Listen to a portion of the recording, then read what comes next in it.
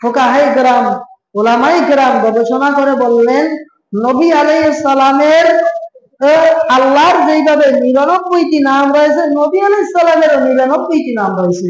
কোন কোন উলামায়ে কেরাম বললেন আল্লাহর নবীর হাজারের মতো নাম রয়েছে। সুবহানাল্লাহ। তাহলে ঈসা আলাইহিস সালাম থেকে আমাদের নবীর আগমনের মধ্যবর্তী যে সময়টা ছিল, এই সময়টা প্রায় 100 বছরের মতো ছিল। কয়শো বছর? 100 বছর। তাহলে সেটা কি কম সময়? অনেক সময়। 100 বছরের মধ্যে কোন নবী আম্বিয়া কেরাম আসে নাই, যেই কারণে অসংখ্য মানুষেরা আল্লাহর বিধান না জানার কারণে জাহিলিয়াতে আল্লাহর নাফরমানির মধ্যে লিপ্ত হয়েছিল, ঠিক কিনা? এমন কোন অপরাধ ছিল না যেই অপরাধ গুলো জাহিলি যুগে হয়নি। কিন্তু দুঃখজনক বিষয়, জাহিলি যুগে যেই অপরাধ গুলো হয়েছে তার চেয়ে বর্তমানে আরো বেশি অপরাধ চলতেছে। যাই হোক, জাহিলি যুগে, যেটা ঐতিহাসিক নাম জাহিলি যুগ, এই জাহিলি যুগে আপনার আমার নবী, বিশ্ব নবী মুহাম্মদুর রাসূলুল্লাহ সাল্লাল্লাহু আলাইহি ওয়াসাল্লাম এই পৃথিবীতে আগমন করলেন।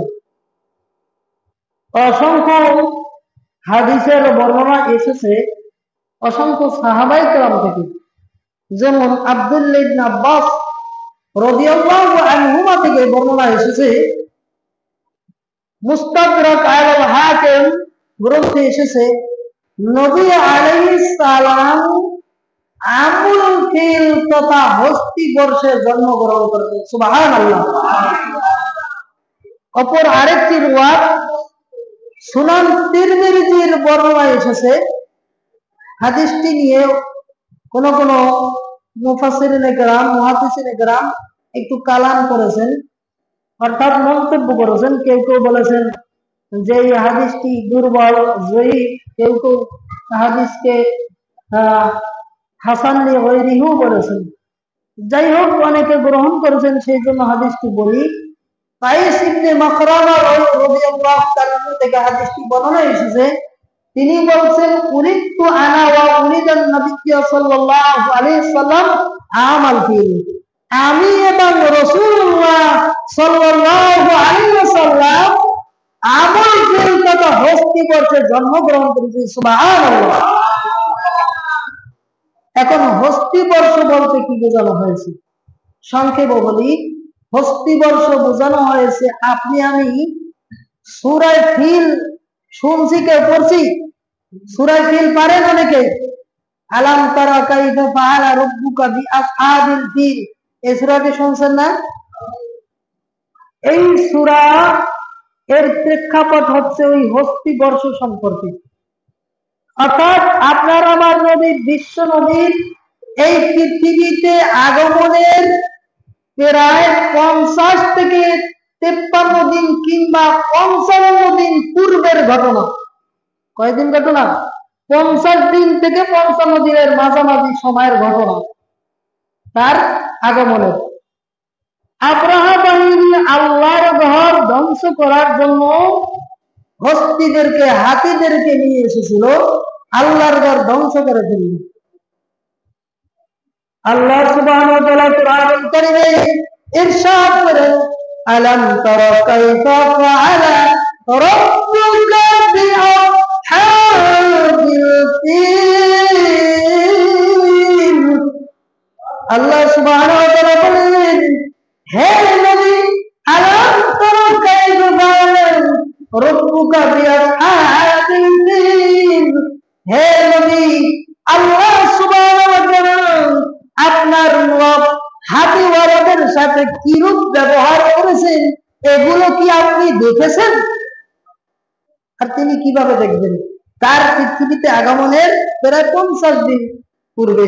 আল্লাহ সুবহানাহু ওয়া তাআলা এখানে এই কথাটা বলার কারণ হচ্ছে যে হৃদয় বিদারক ঘটনা ঘটেছিল, সেইটা আপনার আমার নবী, বিশ্ব নবীকে জানানোর জন্য। আলাম ইয়াজআল কাইদাহুম ফি তাদলিল, তিনি কি তাদের সমস্ত চক্রান্ত ব্যর্থ করে দেননি? হ্যাঁ, ব্যর্থ করে দিয়েছিল, ঠিক কিনা? আল্লাহর ঘর ধ্বংস করার জন্য যারা এসেছিল তাদের চক্রান্ত ব্যর্থ করে দিয়েছেন কি দিয়েছেন না? দিয়েছিলেন। যেমনটা আপনি আমি সকলেই কম বেশি জানি, এটা সামনে আগাতে চাই। এই সূরা দ্বারা, এই ঘটনা দ্বারা আমরা কি বুঝতে পারি? যারা আল্লাহর ঘর ধ্বংস করার জন্য, আল্লাহর ঘর নিয়ে যারা ষড়যন্ত্র করার চেষ্টা করবে, আল্লাহ সুবহানাহু ওয়া তাআলা এইভাবে আব্রাহা বাহিনীর মতো হাতিওয়ালাদের মতো তাদেরকে ধ্বংস করে দিবেন কি দিবেন না? অবশ্যই দিবেন, তাদেরকে ধ্বংস করে দিবেন। এই জন্য কখনো আল্লাহর ঘর নিয়ে চক্রান্ত করা যাবে না। যাবে? কখন আল্লাহর ঘর থেকে ফিরে যাওয়া যাবে? আল্লাহর ঘর কি কোনো দোষ করেছে? মানুষের সাথে মনোমালিন্য থাকতে পারে, কিন্তু আল্লাহর ঘরের সাথে তো কোনো মনোমালিন্য নেই, আছে? তাহলে বেশি বেশি আল্লাহর ঘরে আসতে হবে, হবে কি হবে না? যাই হোক, নবী আলাইহিস সালাম কখন জন্মগ্রহণ করলেন? আমুল ফিল তথা হস্তি বর্ষে। আব্রাহা বাহিনী যে ঘটনা ঘটিয়েছিল, এই ঘটনার প্রায় 50 থেকে 55 দিনের মধ্যে আপনার আমার নবী, বিশ্ব নবী এই পৃথিবীতে আগমন করলেন। এরপরে কোন দিন জন্মগ্রহণ করলেন এ সম্পর্কে হাদিসের বর্ণনা এসেছে, সহিহ মুসলিমের বর্ণনা। নবী আলাইহিস সালামকে জিজ্ঞাসা করা হলো, হে নবী, আপনি সোমবার দিন কেন রোজা রাখেন? তখন নবী আলাইহিস সালাম বলেন, হাযা ইয়াউমুলিতু ওয়া বুইসতু, আমি এই দিন এই পৃথিবীতে আগমন করেছি এবং আমার উপর এই দিনে আল্লাহর পক্ষ থেকে কোরআন নাযিল করা হয়েছিল।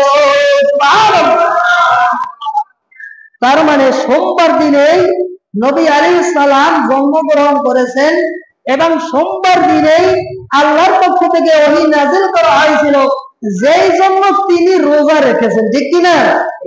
আজকের বর্তমান সময়ে জন্মবার্ষিকী পালন করে ইহুদি খ্রিস্টানদের পাশ্চাত্য যে আকীদা, তাদের পাশ্চাত্য যে সভ্যতা, এইটা গ্রহণ করে আজকের মানুষেরা কেক কাটে, তাতে কি কাটে না, এরকম বিভিন্ন বিষয়গুলো রয়েছে। নবী আলাইহিস সালামের জন্মদিবস পালনের নামে কিছু মানুষেরা কি করে? তাজিয়া মিছিল করে, নবী আলাইহিস সালামের নামে বিভিন্ন জিনিস করে, ভালোবাসি ভালোবাসি বলে, কিন্তু নবী আলাইহিস সালামের আদর্শ চরিত্র নাই, তাহলে প্রকৃত উম্মত হওয়া যাবে? আজকের বর্তমান সময়ে তারাই বড় বড়রা, তারাই বড় হচ্ছে উম্মত, যারা তাজিয়া মিছিল করে, বড় বড় মিলাদ করে, তারপরে দাঁড়াইবে খারামা যায়, এরপরে বিশাল একটা মাহফিল আয়োজন করে, খিচুড়ি তাওরাতের ব্যবস্থা করে খেয়ে, এরপর যাদের মধ্যে কি নাই, নবী আলাইহিস সালামের আদর্শ নাই, এরাই আজকের বর্তমান সময়ে বড় বড় নবীর উম্মত, ঠিক কিনা? এইরকম উম্মত হলে চলবে? নবী আলাইহিস সালামের খাঁটি উম্মত হতে হবে।